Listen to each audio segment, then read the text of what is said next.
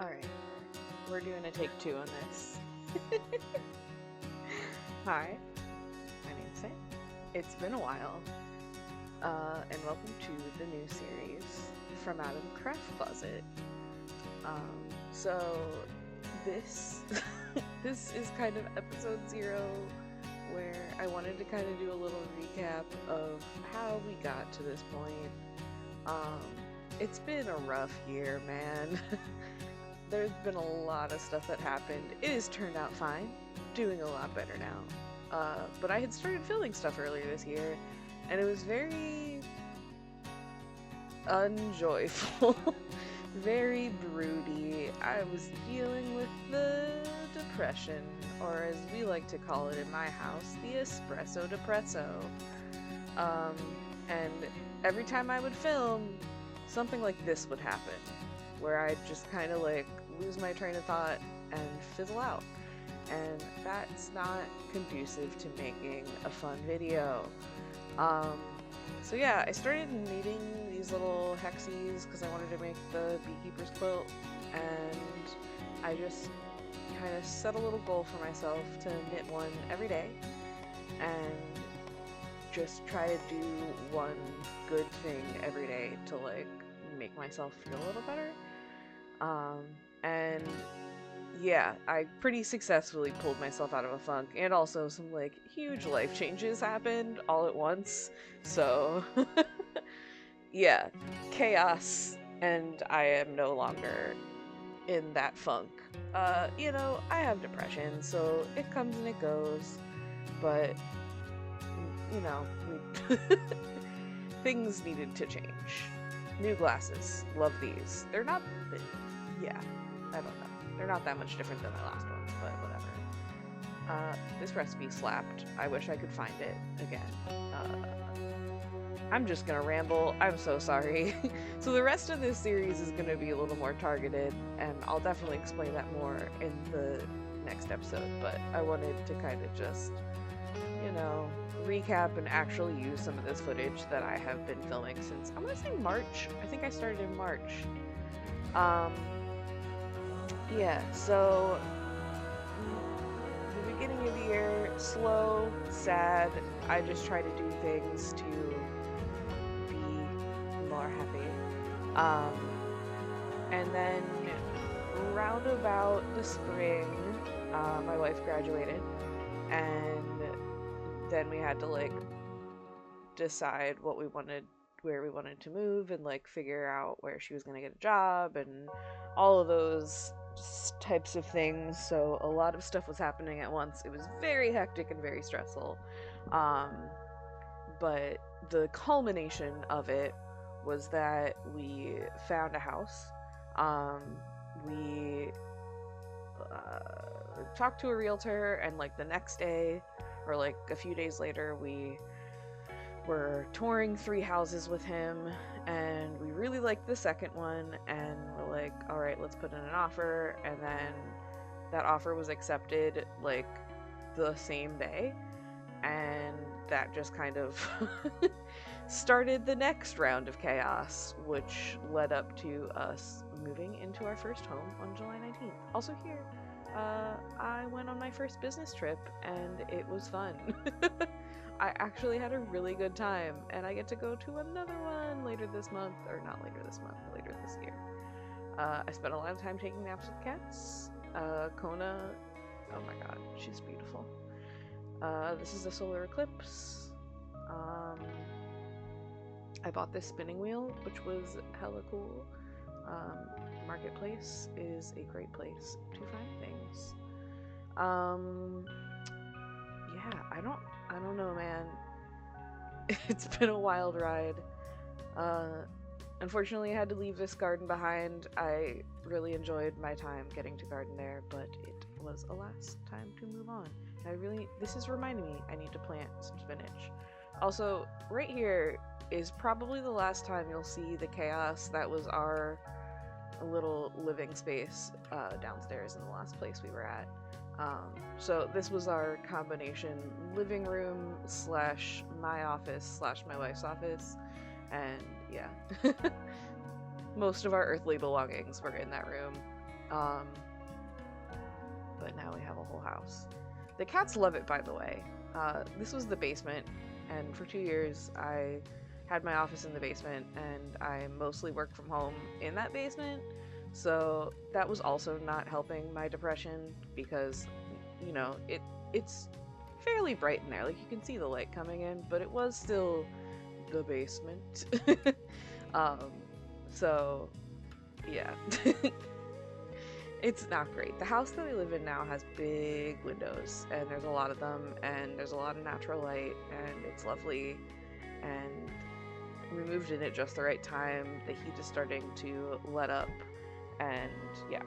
So anyway, so this part is the beginning of where I was like, all right, we had a solid date that, you know, we were gonna close in the house, and a solid date on when we were gonna move in. So I decided I was going to go through and try to finish knitting as many, or I guess making, because they're not all knitting, but finish as many of my whips as possible before I move so I could have a little bit more of like a blank slate. And I had taken a pause on doing the Hexies because I was tired and exhausted and also tired. But I picked it back up and started knitting them again, one per day, just, you know, passage of time, representing all these transitional times.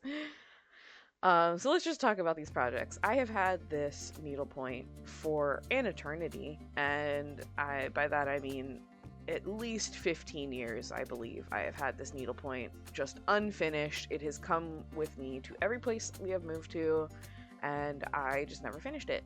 I got to a point while I was working on it that it only had a little bit that needed to be done, and then I stared at it for a while and went, I don't feel like doing all the backstitching on this because I don't even really like this. So I just called it done, and I ended up giving it away at a craft swap. And I believe that person made it into a pillow. Huzzah. This is part of my little series of gay cross stitches that I was making to put on our walls and in our new house. And yeah, back there you can see the safe space one, rainbow in the background. And then I also have one that I'm working on right now that says happy and gay. These patterns are from Junebug and Darlin. And yeah, as soon as I'm done with them, I will finally mount them and put them... Sorry, I dropped my phone. I'll put them on our little gay wall. And we've got more Hexies. And more Hexies. I was doing sometimes 2 at a time because I wasn't doing a good job at actually doing them day by day. But oh well. So this is a Sublime Stitching dish towel that I have had since college. So I want to say a good 12 years I've owned that. I bought that in Rhode Island because I wanted to learn embroidery, and then I didn't. I did just that little hedgehog and a leaf and gave up. So now I've done a little more embroidery. I'm not super great at it, but I'm okay. So yeah, here I am very intensely embroidering this thing. I had started doing it with all 6 strands. So then I had to do this whole thing with all 6 strands, which I did not like because, I don't know, I do a lot of cross stitch and the max that I usually do is like 3 strands. But I survived. I made it, and yeah. This took so much longer than I thought it was going to. So many meetings at work were spent with me doing that. Also, I think I was watching some sort of like, I want to say it was a K-drama, so that's why I keep looking up. Oh, fourth wall break. I keep looking up at my screen because I needed to read the subtitles. That was just not a good, I love to watch like K-dramas and stuff, but it's not a good choice when you're doing something that is a craft which you have to look at. Really could have done better there, Sam. Yeah, more. So don't you love my little sprout on the top of my head? It's so cute. Here's also the point when you start seeing, it's kind of cool to watch this. You start seeing things in the background disappearing. Um, the pictures that were to my right there just started falling off the walls because the command strips were just not holding them on. Yeah. But then was like intentionally packing. I was trying to be good and actually pack. And the owl. I really like how this turned out. I think it's really cute. Alright, more Hexies. I just have a bin of those now. I still have not done anything with them. They're gonna be a future problem. This sweater, it's called the Boulevardier sweater, I want to say. I was really pumped about the sweater. I wanted to knit it really bad, and then I found all this yarn on Lion Brand site for like $2 a ball or something. But I don't know. I was just feeling very bogged down while I was knitting it. I was not enjoying it. And I just didn't, it was going to be real boxy, and I just don't feel comfy in boxy sweaters. So I don't know, maybe I'll eventually knit it, but it just wasn't happening this time. So I unraveled the whole thing and I donated the yarn. This I'm still not done with. This is my Frosted Pumpkin Stitchery National Parks cross stitch, and I just simply have not finished it. It takes a really long time to do those little panels. I think I started this in 2020, I want to say, when I like got really into cross stitch again. And I have since done so many cross stitches, but have yet to actually finish this. And I'm pretty sure after this row of little panels, there's still one more, like there's 2 more panels underneath. I don't know what I'm rambling about. I don't know. I've been working on it for a while and it's still not done. It's in my closet, so I'll finish it eventually. It's so cute though. I haven't been to most of the parks though. I think I've only been to half of the ones that are on this. If I remember correctly from when I had looked, there's like 6 and I've only been to 3. I don't know, man. We used to go to a lot of national parks when I was a kid. Oh, and there's Louie. It's the boy. Such a cutie. He refuses to look at the camera when I'm taking videos, but he does insert himself often. And another Hexie, and another Hexie, and another Hexie. And another one. And yeah, you can see in the background, like, stuff's starting to get cleaned out. So this one was interesting. I watched a video on YouTube, and I will link it if I can find it again, about these, like, Japanese cleaning cloths called azoken, where you use, like, kind of threadbare fabrics and layer them, you know, when your, like, towels start getting thin. And you, like, fold them over or layer them and sew them together, using, like, sashiko. I always say that wrong. Sashiko stitching. I've never done sashiko before. This was my first try because it's a pretty simple pattern. And I didn't like draw any lines. This was just freehand. I didn't even pull out. I have supplies for sashiko because I really want to try it. Oh, Louis must have been bad.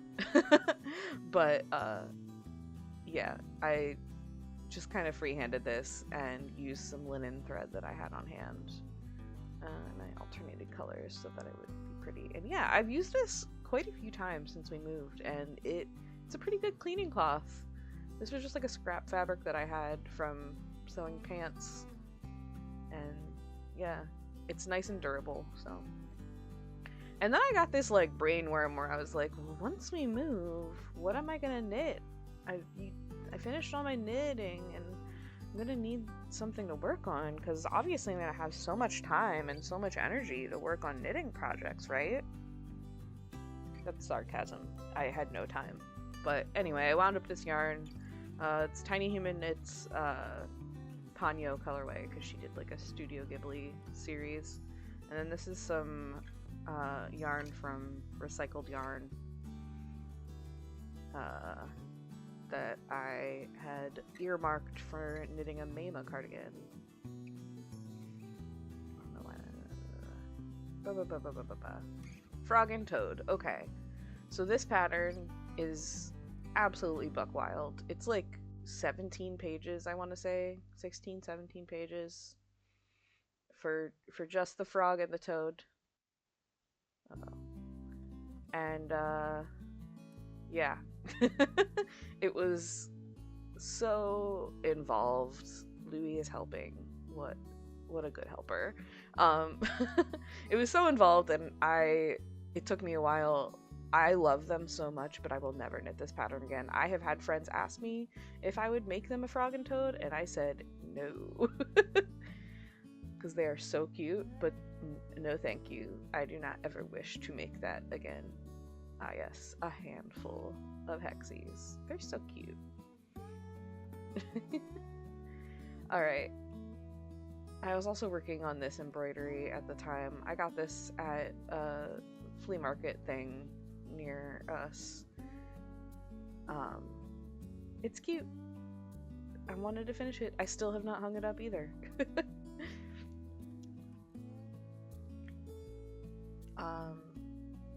Had some spinning on my new Ashford Kiwi, my new to me Ashford Kiwi. This like rainbow. I am still getting the hang of it, having an actual wheel. This is my first like quote unquote real wheel. I've only spun on e-spinners to this point. And yeah, I got a really good deal on Facebook Marketplace, and I drove out to Lancaster to pick it up, and it's been a lot of fun to start spinning on a wheel. And now that it is starting to get cooler outside, I would really like to drag it outside and spin in the air, the fresh air.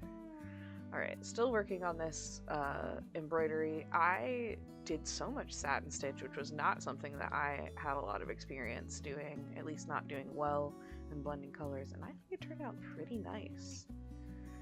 And there's some Kona content for you. She do like to snuggle. A little baby. She's so small. Oh my goodness. Those little paws. Alright. And we've got 2 more Hexies. And now is the violent stuffing of Toad. This looks so awful. I'm glad I sped it up. It looks really, like, violent. Because it was really hard to get. I had crushed walnut shells, and it was really hard to get those into the limbs. So I did spend, like, probably an hour and a half just, like, jamming a knitting needle in there to try to get them to, like, fill up the limbs and properly distributed. And then, so, for Toad, there is a pattern, like, part of the pattern is his little bathing suit. So cute. And as you can see, I am bracketed by 2 kitties who like to snuggle and who were very upset that we were packing all of our stuff up. And then they kiss. And they kiss Kona, of course. And we've got... Won't focus. There we go. We've got a Hexie. Still working on spinning this. It is really satisfying to watch this get spun up. I actually didn't completely finish, like, setting the spin and stuff until we moved. Or at least until we closed, because I did end up drying this on our clothesline at our new house. But yeah, I love a good rainbow. This worked up really nicely. I did a chain ply, so you get kind of like that gradient action in there. And yeah. I have not spun a lot since we moved, but I have plenty of fiber, so once I get in the swing of things, I definitely am gonna be spinning something. So pretty. And we've got 2 more Hexies and a smoothie. Ah, man, I want a smoothie now. Hi, editing Sam here. So, yeah, welcome to this new series. I just kind of wanted to show you where, like, how I got to where I am without having to, like, just babble on to you at the beginning of the first episode. So it's a whole episode of babbling instead. So I'm calling this series From Out of the Craft Closet. I can't say it on the first try ever. Um, but basically, I moved into this house. I've got a lot of craft supplies. And while I finished a lot of my FOs before I got here, I have a lot of projects that have just kind of been sitting around. And I think if I kind of share the process of finishing them, I'll feel more motivated to actually finish them. Um, so, yeah, I want to not have as much of a stash anymore. And I'm going to talk about that a lot more in the next video, but I I'm not a stash person anymore. I like to kind of make things as I want to. And having a stash kind of limits that cuz I feel obligated to work out of that instead of working on whatever I'm super interested in at the time.